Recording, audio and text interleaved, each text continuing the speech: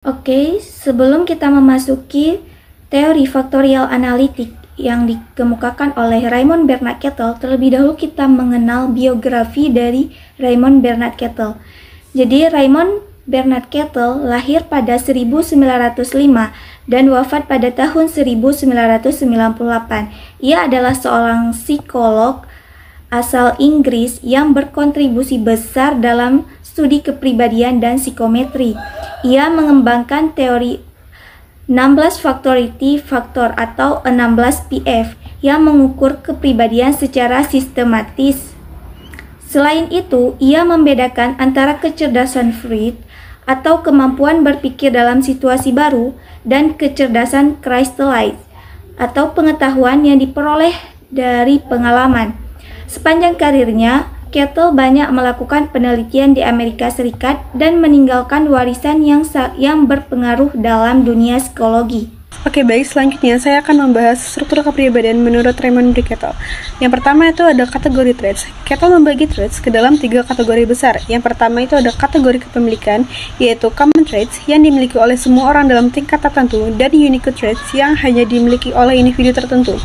Lalu ada kategori kedalaman, yaitu surface traits yang tampak dalam perilaku, dan source traits yang menjadi akar dari surface traits serta hanya bisa diketahui melalui analisis faktor. Lalu ada kategori modalitas ekspresi, yaitu ability traits yang menunjukkan kemampuan dalam mencapai tujuan, temperament traits yang menunjukkan gaya emosional dalam berperilaku, dan dynamic traits yang berkaitan dengan motivasi atau dorongan perilaku. Lalu yang kedua ada faktor sumber atau faktor primer. Kettle menyederhanakan 4.500 sifat manusia menjadi 200 sifat, lalu dikelompokkan lagi menjadi 35 short traits. Dari 35 sifat ini, ia menemukan 16 faktor primer yang menjadi dasar dari instrumen 16 personality factor, quotient atau 16 PF. Ini adalah hasil dari analisis statistik yang dilakukan untuk mengidentifikasi pola-pola sifat kepribadian yang mendalam dan stabil. Lalu yang ketiga itu ada faktor-faktor pada 16 PF. Beberapa faktor dalam 16 PF yang ditemukan Kettle antara lain ada faktor A atau sizia affectia, menggambarkan introvert versus extrovert. Lalu ada faktor B, intelligence, itu menggambarkan tingkat kecerdasan individu. Faktor C itu menggambarkan kemampuan mengontrol impuls. Faktor E itu submisif dan dominan versus patuh. Lalu ada faktor F itu adalah optimis versus pesimis. Ke-16 faktor ini menggambarkan dimensi kepribadian utama manusia dan menjadi dasar dari asesmen kepribadian yang lebih akurat dan terstruktur. Dan selanjutnya ada dinamika kepribadian menurut Raymond B. Kettle. Yang pertama itu ada sikap atau attitude. Sikap adalah bentuk perilaku spesifik sebagai respon terhadap suatu situasi tertentu. Misalnya, mahasiswa yang ingin belajar bahasa Prancis karena ingin kuliah di luar negeri, sikap ini dibentuk dari berbagai motif dan memiliki peran penting dalam menjembatani dorongan dalam diri dengan tindakan nyata. Lalu yang kedua ada dorongan pembawaan atau ERG. ERG adalah dorongan primer yang bersifat biologis dan dibawa sejak lahir, seperti lapar, seks, rasa ingin tahu, dan kebutuhan akan rasa aman. Kettle memetakan dorongan ini secara ilmiah lewat analisis faktor dan menyebutnya sebagai dasar dari semua motivasi. Lalu yang ketiga adalah sentimen. Sentimen adalah pola motivasi yang diperoleh dari pengalaman sosial. Contohnya seperti nilai hidup, patriotisme, dan hubungan keluarga. Sentimen berfungsi sebagai bentuk organisasi dari berbagai sikap atau attitude dan memperoleh energinya dari X. Lalu yang terakhir ada subsidiasi. Subsidiasi adalah hubungan hierarkis antara ERG, sentimen, dan sikap. Dalam proses ini, attitude menjadi subsidiar terhadap sentimen dan sentimen subsidiar terhadap ERG. Misalnya, ERG rasa ingin tahu memunculkan sentimen terhadap akademik, lalu menghasilkan attitude suka membaca buku. Rantai ini menjelaskan bagaimana motivasi terbentuk dan saling memengaruhi secara bertingkat. Terima kasih.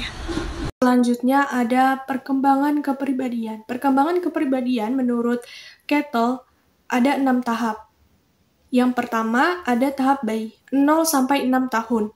Di mana di tahap ini individu itu dipengaruhi oleh keluarga terdekatnya, orang tua dan saudara-saudaranya sehingga menjadi dasar untuk pembentukan kepribadian. Yang kedua ada tahap anak-anak, 6 sampai 14 tahun. Nah, pada masa ini anak itu mulai berusaha untuk mandiri dari orang tua serta meningkatkan kemampuan sosial dengan teman sebaya. Yang ketiga ada tahap adolescence, 14 sampai 23 tahun. Nah, periode yang menekan dengan penuh konflik. Nah, masa di mana individu itu berusaha untuk membentuk kepribadiannya serta memperbaiki kepribadiannya. Yang keempat, ada tahap kemasakan 23-50 tahun, di mana masa-masa individu ini sangat produktif, mulai fokus pada karir, keluarga, perkawinan, serta produktivitas yang tinggi, cenderung memiliki kepribadian yang stabil.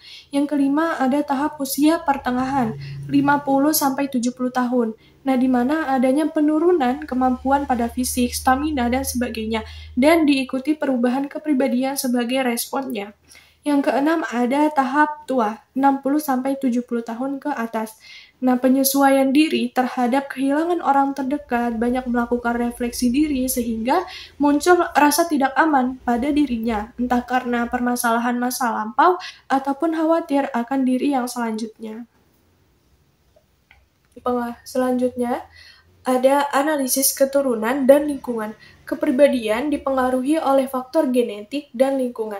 Nah, studi dengan teknik MAVA, Multiple Abstract Variance Analysis, menunjukkan bahwa faktor keturunan dan lingkungan saling mempengaruhi dalam proses perkembangan kepribadian.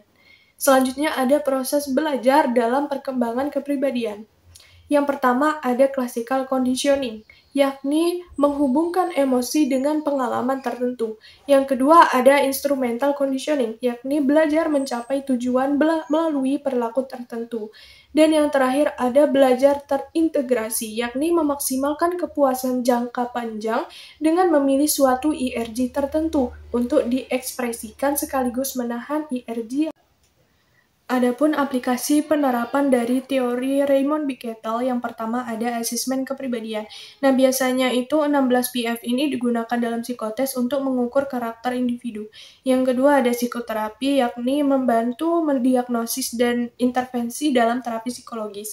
Yang terakhir ada pendidikan dan klinis, yakni dapat menganalisis kepribadian siswa, pasien, dan individu dalam berbagai konteks sosial. Kesimpulan. Jadi kesimpulan yang dapat diambil dari pemaparan semua materi, Kettle mengembangkan teori kepribadian berbasis analitik faktor untuk menyederhanakan berbagai karakteristik manusia menjadi 16 faktor utama. Ia percaya bahwa kepribadian seseorang dipengaruhi oleh faktor bawaan, genetik, dan lingkungan.